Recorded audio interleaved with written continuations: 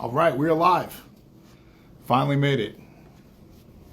So, today we are, well, let's just state that this is the first time that I've personally gone live here on the company Instagram. So, that's exciting.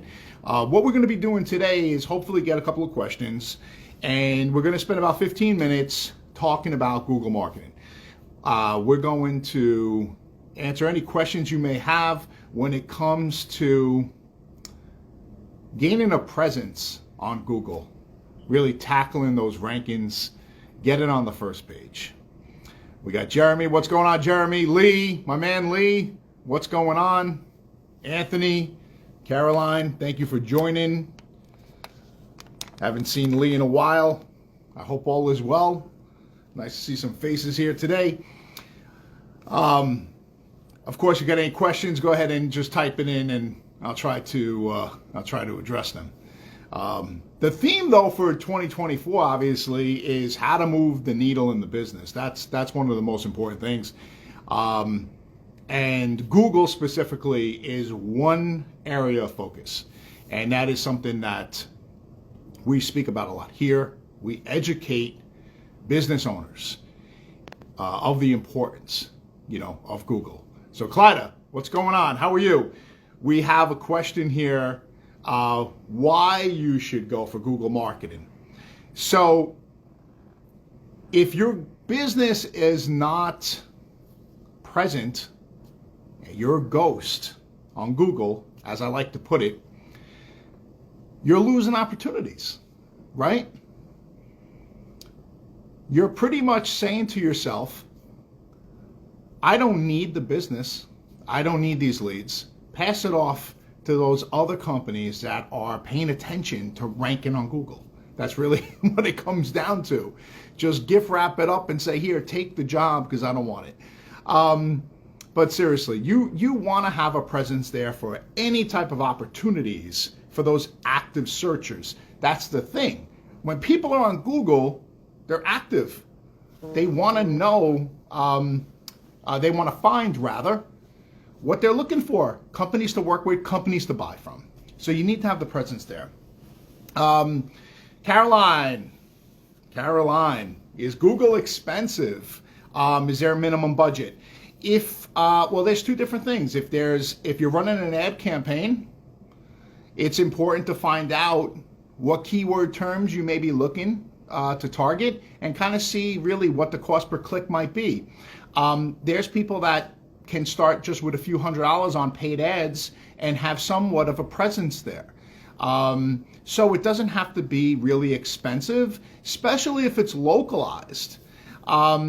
If you're going the paid ad route, generally organic takes more time and could be a little bit more expensive if you are targeting a large amount of keyword phrases. So you have to really hone in if you have a very tight budget on what keyword phrases that you're looking to target.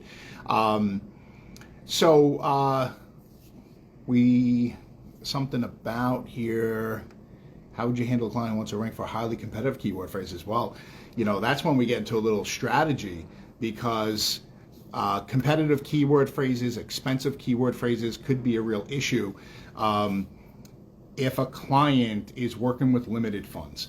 What we like to do with competitive keyword phrases is really provide multiple styles of campaigns with different objectives. What does that mean? We like to tackle from an organic standpoint, then we like to tackle from a paid ad standpoint. We're also very strategic in how we run some campaigns, especially in areas that could be difficult. And what does that mean? Possibly going after custom keyword domains or custom landing pages that are geared towards those particular services or keywords, I should say. We found great success with that. So this is some behind the scenes strategy here that I'm giving you an inside look for free. that's how we would do it. There's a lot of programs. Google just has something also brand new now that we're speaking to clients about to enhance the presence on Google. One question was concerning the success of a campaign, or perhaps maybe campaigns that we managed. You know, the campaigns have evolved with us over the years, which means that when we first started doing SEO 20 years ago, it was strictly based on content. It was based on link building. And directories was huge in the past, but you can't get away with some of those methods today. So right now, you know, we have evolved from working in new strategies with the campaigns when working with clients, being a little bit more aggressive. And so the question goes back to measuring the success. So when I was talking about the way they evolved, we're able to track metrics better today. We're able to do things with conversion goals and recording phone calls, not only looking at impressions and then clicks, but where are those visitors going? What actions are they taking then that we can track and measure for the client? So then we're giving data back to the client, and they see exactly what's going on here, what's the journey, and what did they do? Did they ultimately call us? And now there's more results of the for that campaign and the success of it. Quick question on how landing pages help, Caroline, is basically, I don't like any obstacles when it comes from when you're taking a visitor from an ad campaign that captured their attention, that spoke to them, and then they went ahead and they clicked on the ad campaign and it took them to a website.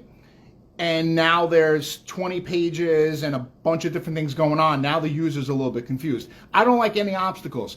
I like when you want to capture that user's attention with the same messaging, bring them to a place where, again, it's repeating what they just saw. It's supporting what they just saw without any obstacles. Let's get right to the point. Let's not lose them. Let's not confuse them. Let's capture information and go from there, whatever the objective is. So that's why they're important, they're powerful. It gets right to the point. There's no obstacles trying to figure out, hey, you know, how do I contact this? Or where was that service that I just saw on the ad, right? A lot of people make that mistake. Let's see. Google Ads, can they help? How can they help? We go right back to the opportunities, right? Instantly, this is the power of Google. Instantly, we can get you on the first page of Google tomorrow. That's a fact, right? If you're working with somebody who knows what they're doing when it comes to Google marketing, we could essentially run an ad campaign, you're live tomorrow, without getting into those details. So, if you're there, now you're there for those active searchers, which leads to opportunities for sales. Anytime we start a campaign, we don't go into a campaign blind. We like to do our own homework internally, data research, keyword research, competitive research, so we know what's going on. It's very important for the client to know at the end of the day what keywords they're targeting, how much or roughly what is the average search volume on a monthly basis. You have clients that are going to want to rank for things that are very low search volume or next to zero because they love those phrases, and that's fine. The good thing about it is that if no one's clicking, they're not paying for anything. But we want to bring to the table, and sometimes it's variations, and sometimes there's keyword phrases that the clients are not even thinking about because they're so into the business, they're not realizing what the public, the regular user, might be searching for. And we bring those insights to the client. So we have an educated game plan. And from there, we launch the campaign. So now, if we know there's X amount of people every single month that's searching for these phrases, that opens up a whole pool of opportunities for leads and eventually sales. So,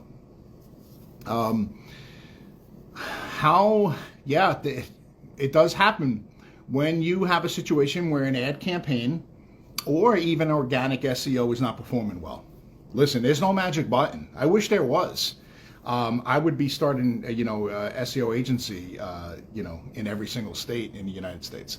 But there's a lot of work that goes into it. And unfortunately, there's times where campaigns can struggle for a lot of reasons.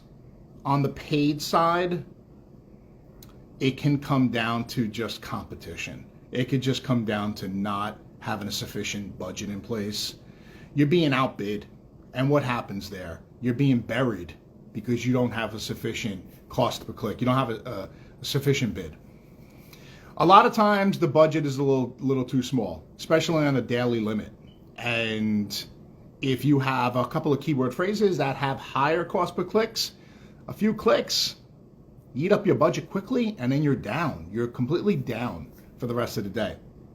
Now, when the campaign is set up properly, you have to put limits in place. You have to put caps. That's just being responsible as the manager of those campaigns. A client may not know that, and they can blow an entire monthly budget, in a day or two if they're not watching and being careful.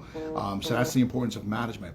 So that could be, a struggle when you are limited with your daily budgets and you quickly eat them up, and now you're down for the rest of the day. No opportunities then until the next day.